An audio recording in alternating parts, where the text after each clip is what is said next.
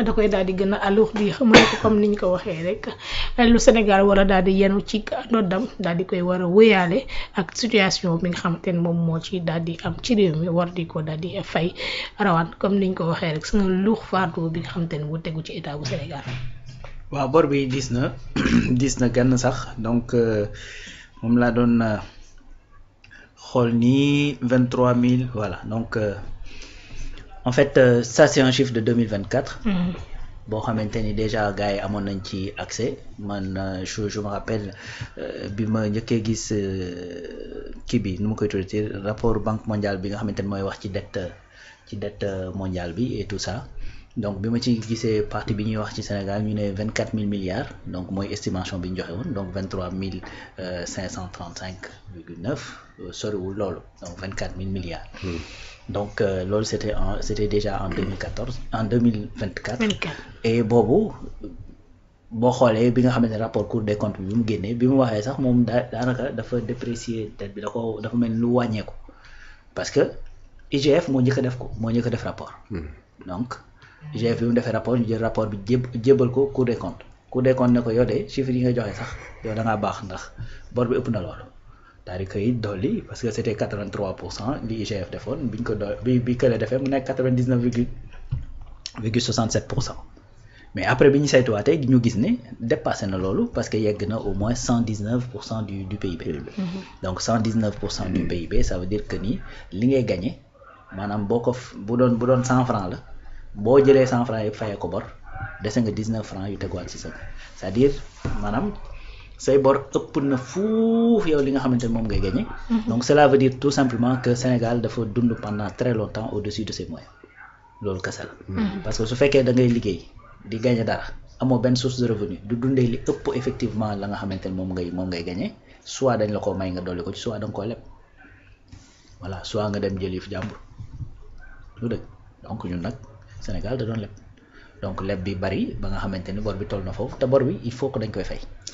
léegi boo xoolee dafa am benn kii bu sew rek boo xamante ni dama ko remarqué fii tey boo xoolee en 2023 par exemple dañ lay wax ne dette bi c'était de 20 milliards 674. 20 milliards 674 donc en 2024 mu nekk 23 milliards 530 et quelques donc 3000 milliards de plus en un an n'est-ce pas donc en un an yaa ngi nekkoon ci sa dernière année de mandat. dernière année bi moom li ci xew. dernière année de mandat donc presque 3000 milliards de plus. ci bor bi alors que boo ko comparé par rapport 2024 ak 2025 dañ lay wax ni la tendance en 2025 c'est-à-dire mooy que ni on va partir vers 25 000 milliards 25 475 milliards. Donc si on est en 2024 à 23 000 milliards 23 500 et quelques milliards et que effectivement en 2024 23 000 milliards 23 500 2025 25 400 cela veut dire quoi que ni la différence entre les deux lan la moins de 2000 milliards et que ñoo xamante ne dañoo nekk ci seen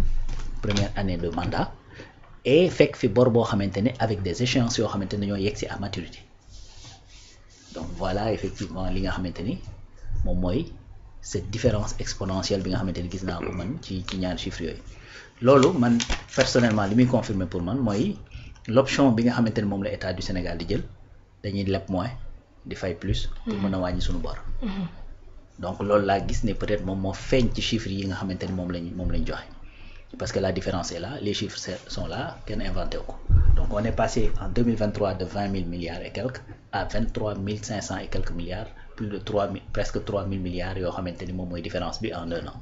et puis en dernière année encore une fois boo xamante ni moom la fi régime bi waroon ne te boo xoolee donc bi nga xamante ni 2024 bi également ñëw na il faut le rappeler aussi mooy que ni y a eu eurobond bi nga xamante ni dañ ko jëloon muy bor boo xam ne dafa arrivé woon à maturation il fallait que ñu fay ko donc c'était quasiment 700 et quelques milliards yoo xamante ni dañ ko jël en kii nu mu tuddati ci loolu ci eurobond donc bor bi encore une fois bor bu diis la bor bu metti la li ko mettil nag mooy que ni lii nii ci nga xamante ni mooy bor bi plus de 60% de cette dette c'est-à-dire dañ ko jël à l'extérieur. Dette extérieure la plus de 60% de la dette cela veut dire quoi que li diisal bor bi ak di ko mettil mooy li ñuy fay après du ci suñu xaalis c'est-à-dire tey mën nañoo dem sax ba war koo fay mu ëpp la ñu leboon parce que ci devise étrangère lañ ko fayee li état du Sénégal nag bëgg mooy mu loolu changer que li ci ëpp léegi ci suñu bor ñu mën ko di jël effectivement en franc CFA di ko mën di jël ci marché intérieur loolu li muy mën a permettre mooy da ngay am une dette souveraine l'exemple que je vais te donner gis nga tey boo demee au Japon ah xam nga ñun ñaata la ñu wax 119%. Japon ils sont à plus de 250% de leur PIB c'est-à-dire seen bor rapporté au PIB c'est plus de 250% du PIB ñun on est à 119 xam nga kon kooku du suñu morom. mais xam nga lan mooy suñu différence entre ñun ak ñoom c'est-à-dire ñoom ci seen bor boobu quasiment 90 à 93% ci bor boobu ci seen propre xaalis lañ ko leb c'est-à-dire ci seen marché intérieur lañ ko jël ci yéen japonais seen xaalis la ñoo ko maîtriser ñoo yor seen propre politique monétaire bu fekkee dañoo war a fay wala yu demee noonu bu ñu amee déficit monétaire mën nañoo imprimer leur propre monnaie donc mënuñoo nekk en défaut de paiement bu ñu demoon ba mu cool ba xamuñu lu ñuy def dañuy imprimer fay xaalis. am nañu indépendance financière. donc am nañu indépendance financière am nañu indépendance monétaire. tu vois donc loolu mooy différence bi moo tax bor en soi du problème xam nga kañ lay nekk problème ci ñaari yëf mooy ngay leb ci monnaie étrangère lu ëpp ci sa bor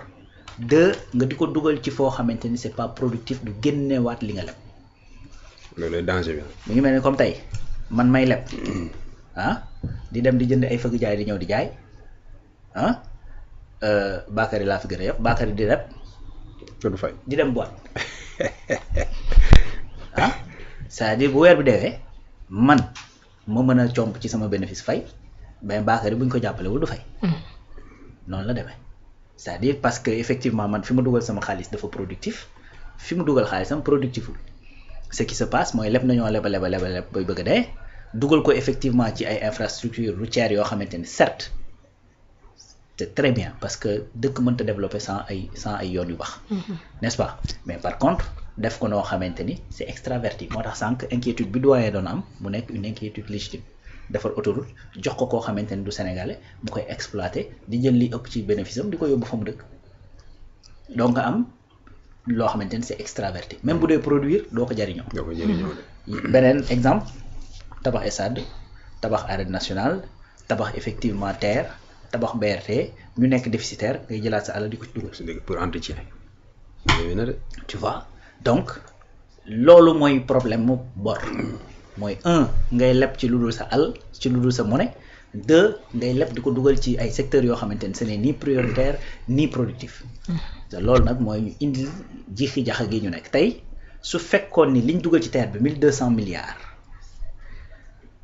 projet boo investir 1200 milliards warta génne xam nga normalement ay bénéfices yu 1 million ak 2 millions. ay milliards kay. xam nga ay bénéfices milliards lay génn. donc loolu tey bu fekkoon dafa génne woon bénéfices yooyu waroon génn. ñu dugaloon ko fuy génne investissement 1200 milliards buy génne ay bénéfices mais pour nga fay ko après du jafe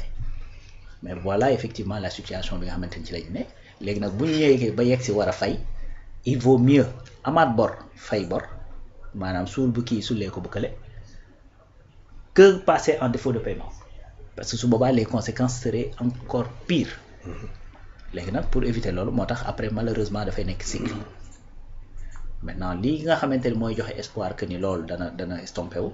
mooy rebasing PIB bii ñuy wax parce que rebasing PIB bi dina permettre nga dugal ay secteurs yu bees yoo xamante ni bokkuñu woon ci PIB bi nga dugal ko ci n'est-ce pas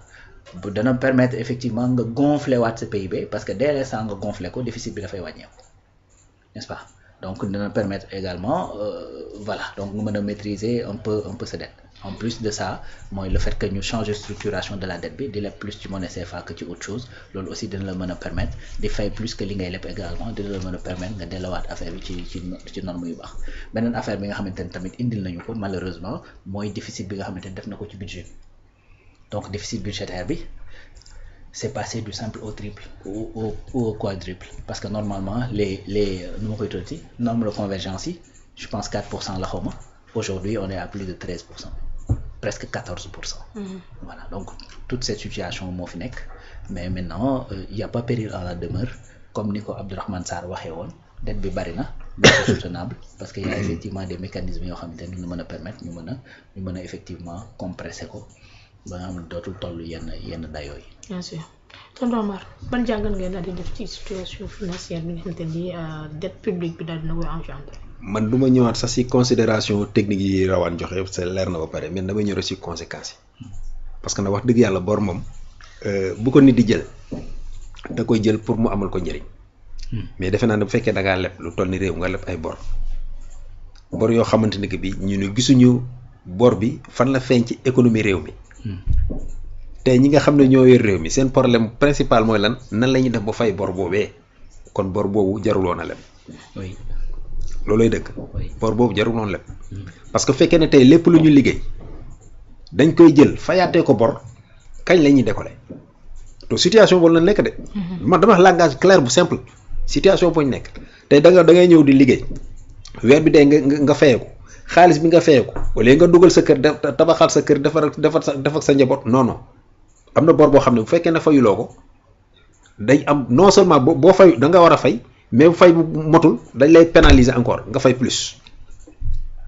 te yow nga am yoo xam ne mu ngi lay xaar ay urgence yu lay xaar urgence yooyu kañ ngay am temps jublu ci kañ xam nga bor baax na bu fekkoon ne xaalis bi ñuy jël milliards yi nu mu bëree noonu ñu def ko ci ay secteur rentable maanaam ñu tabax ay entreprise xale yi liggéey loolu avantage la si réew mi danañ wàññi taux de chômage bi ñuy produire consommation am dana wàññi importation produit du dëgg ñi exporter jaay yi comme bi di dugg ñu wàññi déficit balance commerciale bi defe naa ne bu fekkoon dañoo leb def loolu tey kenn du toog fii di ŋàññi bor bi nga xam ne leb nañ ko mais xaalis bi fan la dugg des milliers de milliards loolu dafa bari ay bor yoo xamante que bii qui dépasse le PIB de 119%. C'est énorme et c'est fait sciemment alors que bu fekkoon ne orienté nañ xaalis bi fañ ko war a orienté le baax na de